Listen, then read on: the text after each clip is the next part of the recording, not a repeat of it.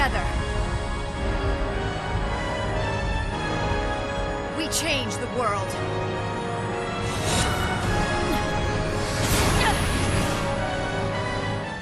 Hello everyone, it's your boy Theo here with a should you pull tier list for Sherlotta's BT cycle. Some disclaimer before we start, this tier list is not a representation of strength. DFFOO is a fairly balanced game where you can make almost all units work in the correct team. If you have a favorite, always prioritize those. That said, this video might be helpful if you're playing on a stricter budget.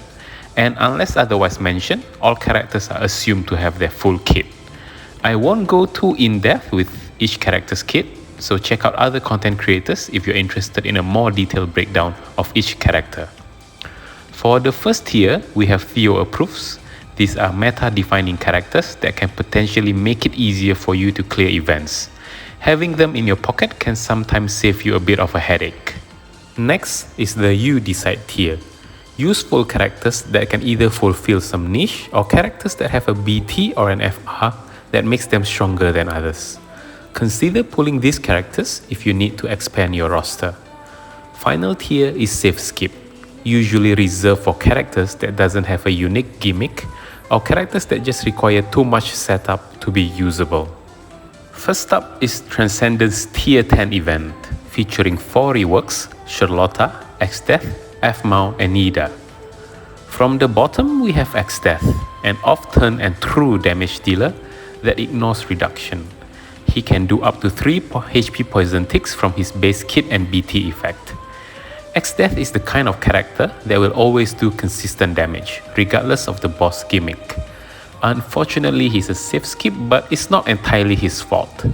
The devs made it so HP poison does not scale with force time, so his damage will always lose out to other often damage dealers like Kane. That's just too bad for him. He does have the potential to be top tier, but got denied by the devs. Moving up to the You Decide tier, we have FMAO, a turn efficient support with a white kit. She has debuff evasion, burst healing, turn manipulation, and exceptional auras. Her LD can turn one of her allies into her puppet, granting them free turns every time FMAO acts. Her transform brave and HP attacks synergize well with her LD because of their instant turn rate.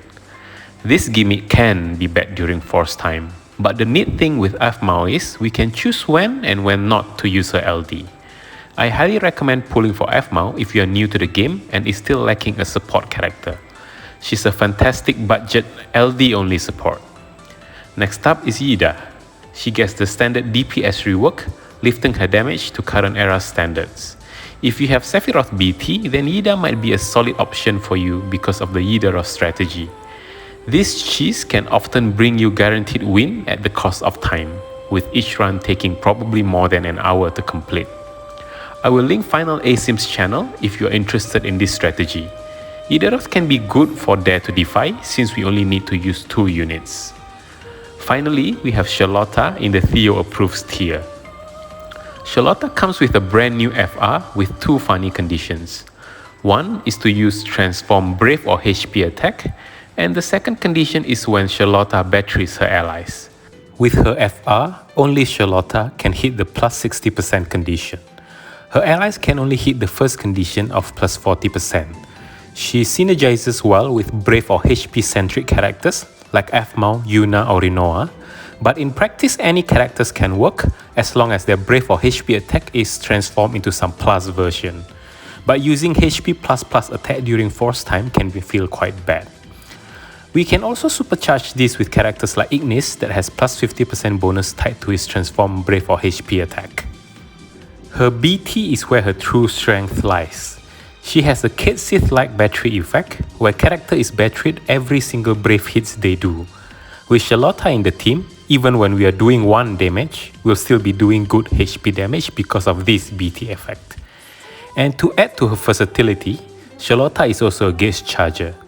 She can quickly fill the force gauge to full with a combination of her instant turn S1 and EX, and then activate BT once it's full and just pass it off to the FR character. She's a character that works just fine with her BT plus without the FR. Next event in the cycle is Reno's Intersecting Wheels, featuring reworks for Reno and Ashe. Ashe is a safe skip. She's a standard support plus enchanter that can occasionally fill your party's EX to max. Her LD call is a 6-turn Holy Thunder double enchant that can be sometimes useful. Reno, on the other hand, falls into Theo Approves tier, bringing a fresh new life to the off-turn or defensive counterattack strategies. Reno is a debuffer and a defensive utility character that can completely neuter attacks with his Pyramid debuff. His FR has 1 on-turn condition and 2 enemy turn conditions. For the on-turn, we get plus 20% when using a Thunder ability. For the enemy condition, we have plus 20% when the enemy takes a turn and plus 30% when the enemy does a physical attack. That's either a melee or a ranged attack. We can get plus 50% every enemy action if they are doing a physical attack. It can be quite fun to build around Reno, bringing several off-turn damage dealers, maybe even removing speed passives. There are quite a number of ways to min-max his setup.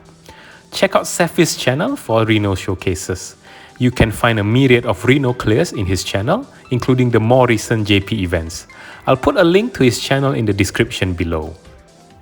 Final event of the cycle is the Grey Claw raid, featuring reworks for Cloud of Darkness and Setzer, both of them under the You Decide tier.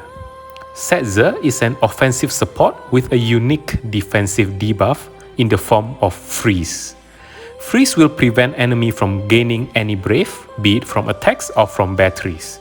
They are guaranteed to do 0 HP damage to your party as long as this debuff is active. His LD buff gives the party a random chance to do rainbow damage, that is a maximum brave damage. Very useful in fights with high brave damage reductions. And finally, we have Cloud of Darkness, a magic damage dealer with a BT that enables off-turn damage. They come with an FR that primarily requires delay, total of plus 50% when doing a delay and a bonus 5% when using a magic ability. And this includes off-turn magic attacks. As with most FRs, Cloud of Darkness is a fantastic driver of their own force time. We would need a full investment, including Ultima weapon, to get the most potential out of the Cloud of Darkness. And now for my own pool plans. This could potentially be an expensive cycle for me. I want Sherlotta, Reno and Cloud of Darkness. For Sherlotta, I'm just gunning for her BT, so I might or might not use the BT token for that. For Cloud of Darkness, I'm going all in with gems. I need the full EX, LD, BT and FR from the banner, since I've never built them before. With Reno, I will probably set a ticket budget, maybe either 300 or 500. If I get the FR, then I'll max it out, but if not, then I'll skip. I hope he treats me well. And that's it for the tier list and my pool plan for Sherlotta's BT cycle. What is your pool plans for this cycle? Let me know in the comments below. Thank you for watching and I'll see you in the next one. Bye bye!